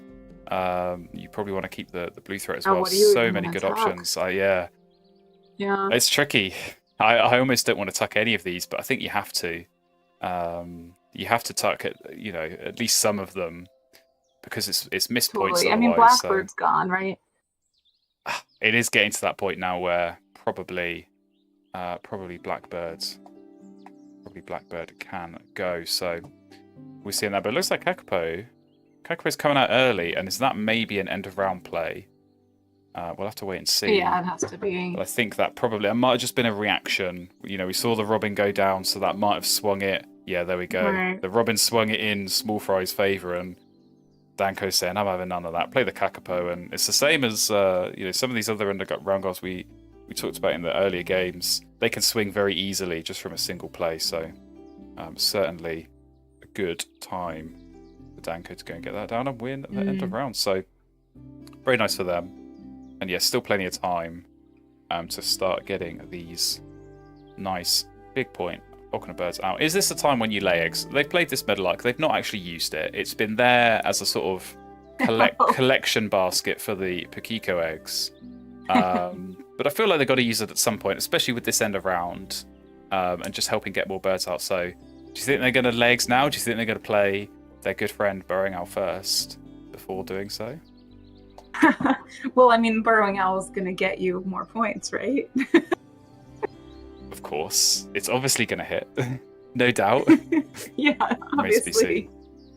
Remains to be seen. So, but yeah, lots of food coming through, which is nice. Lots of nectar for Danko. Yeah, I think they'll need to play, or I think, might as well play Burrowing Owl first. Yeah. I can definitely see that. I think there's maybe a case to be made. Oh, Moltoni. Oh, didn't see that coming. That's maybe a bit of a late Moltoni if that's going down. But it might just be a case of get the Burrowing Owl out so you can discard food when you're laying eggs, get yourself an extra egg. And again, maybe that's just going to save you a turn later getting these birds out. So yeah, lots to do. I think lots to do for both players. They both got lots of good stuff. We did see, of course, SmallFRie did tuck the blue throat, the blackbird, and The Bell's Furious. So they did maximize off the rough and maybe not get quite such good stuff in return. But yeah, that's more stuff for cycling on the rough. I think their priority's got to be get these big point birds out. I think they might be set up well for this bonus card. So it's the data analyst where you've got to be careful on the wingspans. And I think they are set up in a way that they can play more birds in that wetlands and start getting points off that. So that might be a consideration. But yeah, you want to see those bonus cards and see what you can find. Right, and luckily the two, the whooping crane and the wood stork are like for the others, so you can just completely tailor it to your bonus cards. Absolutely. So we'll see. They might do a bit more digging before proceeding with that. But Danko's getting tempted by the Maltoni, and I completely sympathise because I've been there myself many a time. I know. But this might. That's a plan move. This might not be the time or the place for a Maltoni. I think if this is round you wouldn't 2... be tempted this time, Flynn. I mean, I'd be tempted, but I think I would resist the urge. I'd hold off. I wouldn't give in to temptation. Because I do think, when it gets to round 3, you're not getting so much benefit. But yeah, wedge-tailed eagle.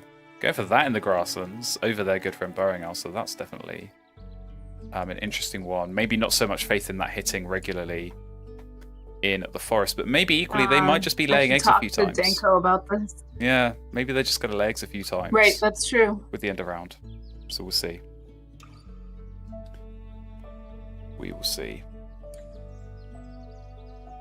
Yeah, I mean, it's so frustrating seeing this eggs and habitats end of round, among all these other habitats that have nothing to do with eggs. That's something that's been really difficult, I think, for me on the Oceania boards. And it just gets to a point where you're like, I'm just going to have one and call it a day because got other things to do, you know? I mean, it is so tricky because, again, it is one of those where, especially when you've got something like a meadowlark and, you can just have one turn laying so many eggs.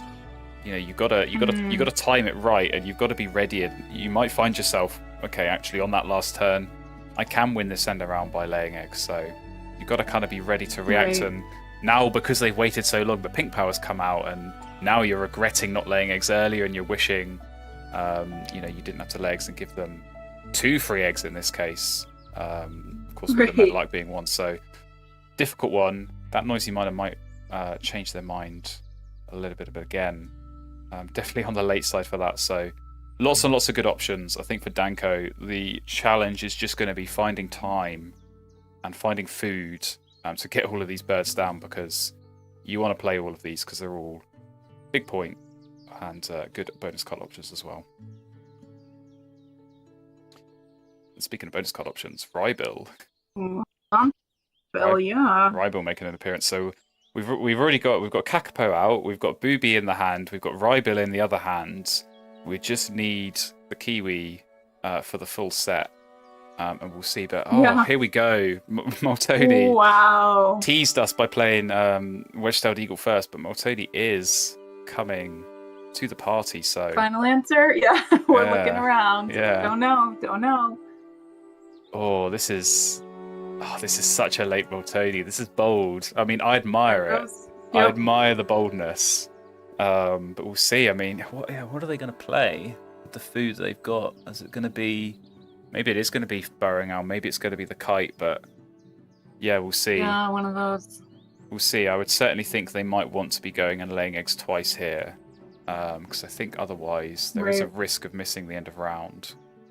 And they want to use the Maltoni. There is, exactly. So yeah, we'll see. I mean, they might throw cards, but I think with the card access kind of as limited as it is, I'm not sure you really want to be throwing away those cards. So we'll see. But yeah, both players got a little bit of, again, mind games. I think we saw some egg-related mind games in the early games in this series. I think there's definitely going to be some here. Yeah.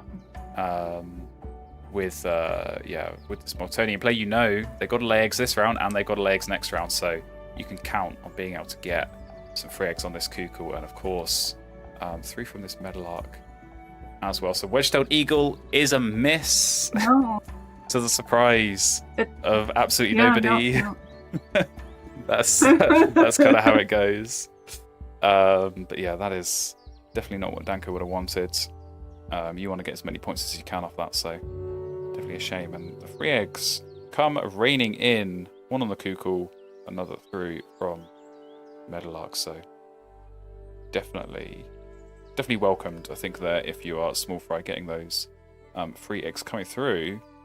And talking of 3 eggs, we've got a late white throw, so all the teals coming out late here. They're joining the party. And yeah, that could help as well, to be honest. That white throat, maybe again it's borderline. Maybe there's still just about time to get usage out of that. But you know, if you can get 3 eggs this round and 4 next, and you're kind of are struggling a little bit on the egg access, that could be very, very welcome. Can't hate it. Can't hate it, absolutely not. So yeah, we'll see how that plays out.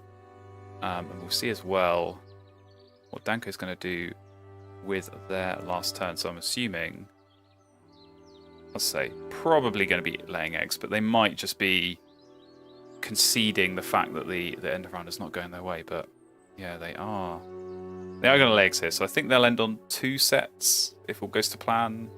They can still use the Moltoni and play something. I would guess it's going to go in the forest. I think, especially if you're running Moltoni, and especially with all these big point birds, you want to get as much food as you can. You want to play as many birds as you can. Yeah. So getting that extra food access is key. Another miss for the Wedge-tailed eagle. So that's, again, not what you want to see if your name is Danko. So they would have hoped for better. But not to be here. Not to be here. So that's a couple of turns there where they've got 4 eggs, but you're giving away 2 each time to your opponent. Yeah. And that's tough. That's a tough one to take. It's a tough one to take. And yeah, go in for the eggs here. So I think that's going to win SmallFRie this end of round. So they've already got 3 eggs in each of the grasses and the wetlands. Whitethroat's going to come in clutch here with 3 in the forest and win the end of round. So that's going to be very, very nice. But so is the Smoltonia, and is indeed Mississippi Kite going up there in the forest. So yeah, that's going to help out. Playing it with the rat is interesting. Well, I guess there's 2 rats in the feeder. There are lots of rats in the feeder, but yeah, it's an interesting one. I think, I don't know, you probably look at the remaining birds and you think, I'm going to need a lot more rats than I am worms. Right. But equally, they do seem to be, every time this Shrike Thrush has been hitting, it seems like Danko's been keeping the rats rather than, you know, they only cached 1, so he seems quite keen on keeping those rats, and maybe is expecting another big haul. But yeah, I would certainly be leaning more towards using the worm here, and making sure that you keep the rats for playing those other big birds later. But I would too, but that's my I feel like that's our kind of no nectar mentality, you know. Yeah, this is a new world here. It's a new world that we're still sort of adjusting to, even however many, like 8 months or so after having Oceania. It is still an adjustment. It is still something to be wary of. So yeah, Kite is going down using the rat. Spend a couple of eggs. I'd assume these are going to come off the Meadowlark. So yeah, should not have too many egg space problems on those ground nests, laying eggs in that final round. And we'll see what birds are going to come out. So there we go. Teal time for SmallFRie as well. 3 eggs off the Whitethroat, very nice, and 3 tucks off the Ruff. So also very, very nice. And there's a Kia for another very, very nice bonus card play. So lots of options. Lots and lots of options. If you are SmallFRie coming into this final round. And I think the priority is just going to be getting food and playing these bonus card birds and kind of seeing what you can find and hoping beyond hope that you're going to get some good bonus cards. So European Robin coming in clutch with the extra nectar. That's going to be very, very welcome. So strong. Very strong indeed. And yeah, already at this point you can go and play Stork and the Whooping Crane, Rybill as well could potentially be an option. Are you one of those where you want to play Rybill as as early as possible to see what the bonus card is, or do you want to leave it until the last turn possible and give yourself as many bonus cards to choose from? Yeah, I'm gonna wait on the Rybel. How about you? Yeah, I think it makes sense to wait here. I was trying to work out if it fits in with the data analyst. I think just off that alone, it is better to save it until that ends. So yeah, you know, maybe off the other bonus card bursts you play, maybe you get 2 good ones there, and you know you can save one of them for the Rybel. So that's always an interesting dynamic as well. But we will see what order these all go down in, and yeah, we're going to see if Danko's going to keep this route. So Mississippi Kite, I did notice hit there on 1 dice, so that's very welcome. I know. Well, that's the other conspiracy theory, right? Is well, normally it's Broadwing Hawk. Normally it's Broadwing Hawk that everyone says is going to hit every time, but I thought it was like all the dice rollers, like the one. Oh well, one dice. Depends who you. One die hits depends who you talk to. than multiple dice. Depends who you talk to. Yeah, I guess it does. Yeah, that was. I think I was surprised to see that owl get that audible reaction. Owl. I think was kind of what my internal reaction thinking. was, because I think getting rid of the Great Horned Owl is definitely a choice. So maybe it's just a case of trying to work out what you've got time to play, and maybe wanted to prioritize the booby and. I think it's a spoonbill they've got in their hands, so you want to get those out. But the bonus card birds are coming out for SmallFRie as well. 3 point off Diet Specialist. Certainly not bad. And yeah, I'm sure Whooping Crane will follow shortly. Oh, I see the poll is up. This is a harder one. The poll is up. And yeah, I'm going to throw it over to you, Skid. Who do you think's going to win? Oh gosh. So much is going to depend on these bonus cards. Mm-hmm. So I feel like at this point, I'm just sort of throwing darts at a wall. I think I will say danko, but it's I don't know. What do you think, Flan? I think danko's going to win this. I think it is going to be close. I think it looked at one point like he was going to run away with it.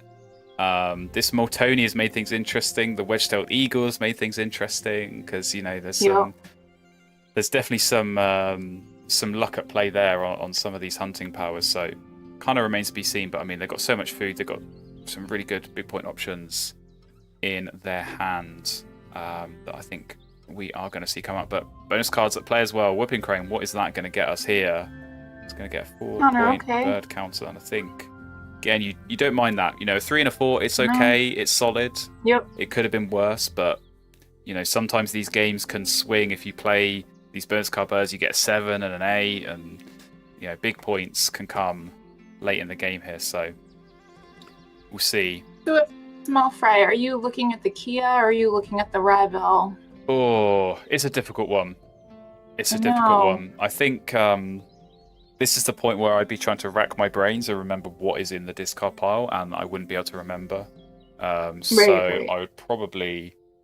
I think I'd probably go towards Kia here. I think if you're taking food, you can throw a card. You're going to get 4 food, and so you can use 3 of those on the Kia, assuming that you don't have to overpay for it. So you're already looking at, let's call it 3 or 4 bonus cards, and they're from the deck. And I think I'd rather look at 3 or 4 from the deck than look at like 8 from the discard pile. So we will see. But yeah, they are indeed taking food and throwing some cards to make sure they get a bit more. I think throwing the card tells us what's going to happen. And there's maybe some nectar options at play as well here. If you were kind of looking at this grasslands, I think they're only 1 behind. So you play that in the grasslands, you give yourself a great chance of winning that nectar race. Because even sort of from our perspective, looking at what Danko's going to play, kind of seems more likely it's going to be in the wetlands or the forest. With these big point wetland plays. So yeah, I'm certainly expecting Spoonbill Booby as kind of the 2 plays here, coming through into this late game. So that's going to be good for them. Maybe swing the nectar down there as well. In Danko's favour, but yeah, lots of randomness at play here. So Burrowing Owl, first of all, that's going to hit. Wow, doing a good job. Can the Wedge-tailed Eagle continue. I won't. Oh, there we go. Okay. So that was exceeded expectations. That was 3 points from those two Predator powers combined. So very much welcome. And also, this end of round goal should say you need that tuck for the end of round goal. So that is going to help. I think that gets a tie where they would have lost. So that that was maybe 5 points. That wedge-tailed eagle. That was a very, very much needed hit there. So Danko I think will be breathing a rather sizable sigh of relief. But here we go. Kia is going down in the grasslands. What are we going to find? That is what you want to see. Ooh, that's already nice. Already. Behaviorist as well. Yeah. Accidental behaviorist for 6 points. Don't mind. Yeah, let's do that for the flex. Totally. No, come on. Keep the behaviorist. Definitely more fun. But you take that. You take that. So 3 points, 4 points, 6 points. I think that's a pretty solid return from those 3 bonus card birds late on. Could have been a lot worse. But again, a lot is going to come down to what Danko can find. We've still got Spoonbill to come, we've still got Booby to come, and we've still got Kakapo to come. So lots of change potentially coming with these bonus cards. So yeah, the poll so far is in favour of Danko. We'll see how much that changes and how much swinginess we get off these bonus cards. So Spoonbill first up. Ooh, Mechanical Engineer. Okay. I think they're probably only going to get the 3 off that. Yeah, because they are missing. I think they're missing Cavity Nest. So that's maybe a bit of a shame. But again, 3 points. Yep. I think you take it. You don't say no. You don't say no. And, you know, when you play the Booby, maybe you draw some better bonus cards and you could discard that one. So again, totally. You kind of give yourself some more options. But it is teal time. It is teal time, and we are going to see lots of points coming through here. So just a couple of tucks, but still 11 in total from the rough. I think you're happy with that, and 4 eggs off White Throat. I think that paid for itself in getting those end around goal points as well. So very, very nice. And it is time for. I agree, and I'll say at the end of the day, I also don't hate the late Maltoni. It's worked out. I think it's worked out. It's lots of birds have gone down. Lots of these bonus card birds have come out, so that's what you want to see. And Danko's going to be hoping for some nice ones. That's perfectly fine. 3 points. Again, I think you're all right with that. Another 3 points. It's just nothing but threes. What other kind of 3-point bonus card are we going to see here? No, we got a black. So I think, again, that's okay. Fine. Yep. That's fine. You know, again, another 3. So it could have been worse. But I think Danko will still be maybe sweating a little bit. I'm not really sure how close this game is going to be because I feel like it has changed. I swung a lot through bonus card plays at the end here. Yeah, we need the math. I mean, this one's hard with vibes. It's hard to kind of just, It's hard, and I feel like they've not really been showing their scores as much throughout the game as well, so less Which information is great. to go It's off. nice and It's suspenseful. more suspenseful, absolutely, and we are indeed going to get some suspense after Kakapo. Let's not forget Kakapo. Okay. Oh, Rodentologist. That's what you want. Awesome. That's exactly 8-point what you want. Rodentologist. That's what Danko's been looking for. Yeah, and it's a shame that 6-point other one wasn't around. You would have liked that to come up earlier, but that's okay. No complaints. No complaints when you get that 8-point Rodentologist. So that is going to make things a lot more relaxing, I think, for Danko. But yeah, and that nectar battle was pretty exciting. It was. It swung back and forth in multiple habitats. It went either way, and we'll see which way the scores are going to go here. So yeah, it does feel like it could be quite a close one. But Danko with the early lead, and we know lots of bonus card points as well. But same for SmallFRie, 18 is pretty good. So yeah, looking kind of close. It was a hard-fought game, no matter what here. Absolutely, and we are going to come onto these tuck cards. And the nectar. Is Danko going to hold on? They are going to hold on. Wow. For the win. 110 is the final score, 103 for SmallFRie. So yeah, very, very good game. Very close. 7 points in it. That 8-point Rodentologist, that got them over the line. If you blank off that Kakapo, that's going to be a very, very different result. So good game, entertaining one, and Danko is our tournament champion here, taking it in 3 games in the final, winning this last game on the Oceania boards. having picked that going first, so maybe that's their speciality, their chosen method of playing Wingspan. And very good result for them to get the first tournament win under their belt. So very exciting. Exciting. 3 games.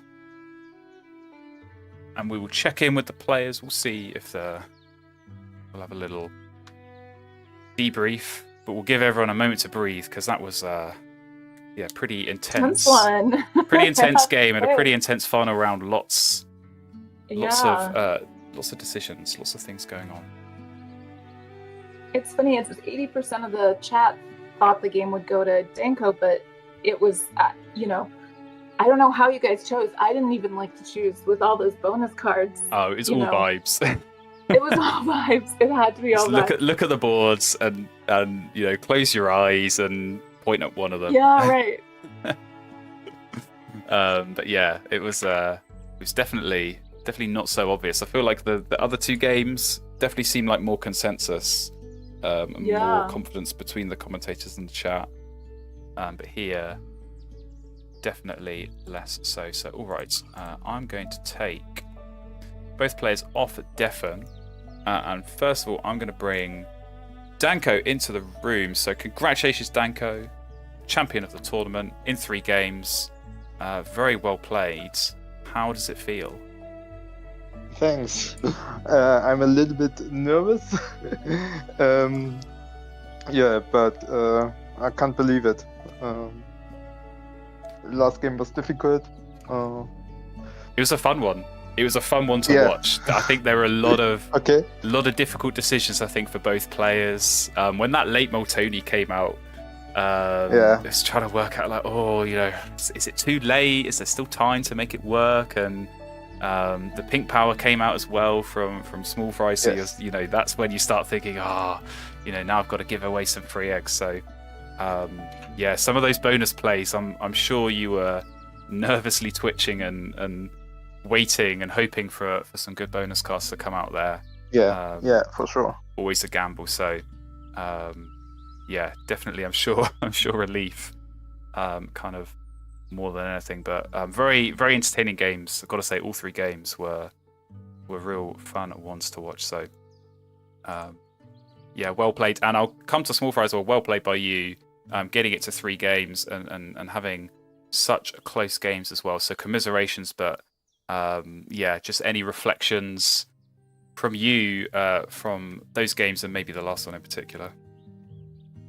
They were all a lot of fun. I was kind of banking on bonus cards on the last one, but I had a few different birds I wanted to play, but I just had to ultimately decide, which ones do I want to play and which ones I don't. Like, I was looking at the Rye bill, but I didn't know how good the discard pile was. Well, that's the thing. Everything I put in there was bad, so. Yeah, and we were trying to work out, because you had the Rye bill and you had the Kia, and it got to the point where it was clear that you had to pick one, and did you feel more comfortable drawing a few cards off the deck versus drawing a lot more but from the discard pile? And I think, like you say, when you've seen a lot and you know that the ones you've been putting in there are not very good, that definitely kind of it has an impact on your decision. And going with the Kia in the end, finding I think it was the 6-point bonus card you got from that. So definitely paid off. But and the nectar too.